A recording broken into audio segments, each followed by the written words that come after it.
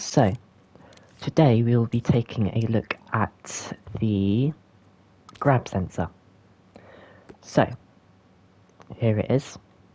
We've got two outputs and an input, but we will discuss those in just a second.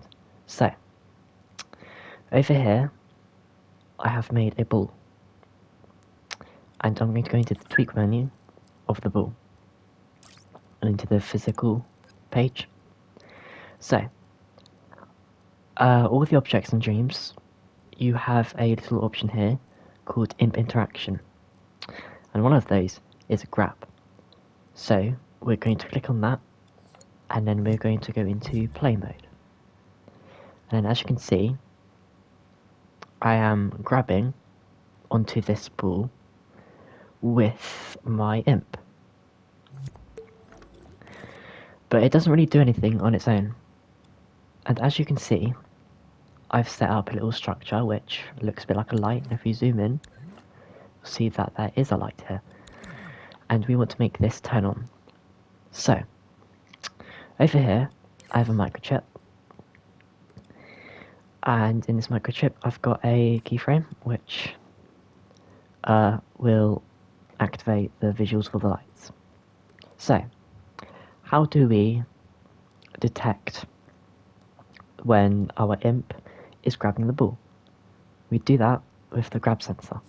So, let's put it in here, and let's check out its tweak menu.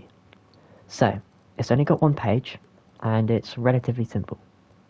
So, first up, we have the number of players required. So, you can play Dreams in local co-op only. There's no online multiplayer or anything like that, but you can locally in like couch co-op.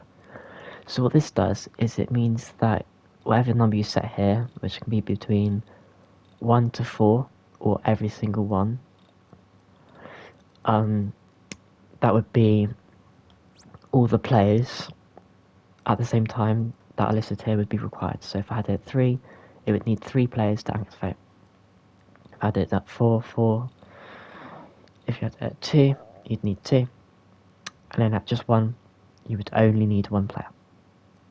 And then obviously, all, that means that if you were playing in 2-player, it would need the 2 players. If you're playing with like 4 people, you need all 4 people. So that one will change depending on how many players there are. But you could like make a secret area that only 4 players can get if you set it to 4 or something like that. Okay, sorry about that, I was being a bit silly. Okay, so we are going to skip that step for now. We'll come back to this in a second. But we have the sense grab. So this will be how you tell it what object you want to detect. So if you just got a grab sensor and stuck it down like this, it will know that you are talking about this object. But if you have it in a microchip like this, you'll need to tell it. So what you'll do is you'll take the wire and click on here. So now, this grab sensor will know that we are talking about this object. This is the object that we're grabbing. This is the object that we want to detect when it's grabbed. So now we can talk about this.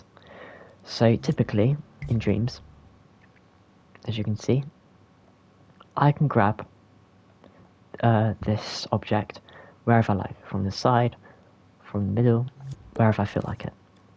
But with this, as you can see, when I turn it on, an extra gizmo has appeared, and now it's disappeared. But with this, I can decide where the imp goes whenever I grab, so I can put it up there. So whenever I grab this, as you can see, the little glowing part of the imp, it will always go to that point when I'm grabbing this object.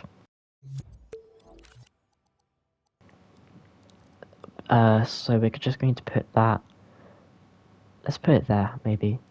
That seems nice. Next we have the grabbed output, which is exactly what it sounds like. That will that will send a signal out when a grab has been detected from other players that you've required. And you can actually see that port right here. So we are going to wire that up to our keyframe. And then we're going to go into play mode. And as you can see, when I grab it, my light turns on. So we've got the basics of that done.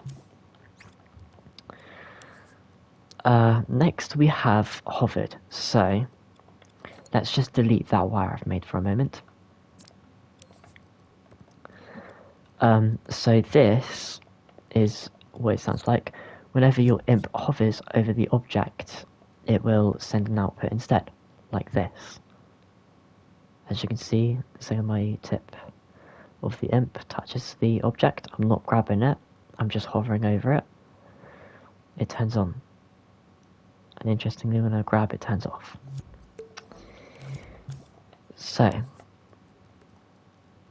finally, we have the Imp Stretch. So, what this will do is, when you've grabbed the object, as you know, your Imp stretches out. And what this will do is it will do it gradually. So it's a bit hard to see if the light there, but if you look at this, the light bulb, I suppose, the more my Imp stretches, the more intense the light gets. So as you can see, it's barely visible here, but as I make my imp longer, it's at its brightest, as you can see. So, that's essentially all you need to know for the grab sensor. It's pretty simple, and you probably won't use it much, since most people don't really use the imp in their games, but it can be useful in some occasions. So, thank you for watching, and goodbye.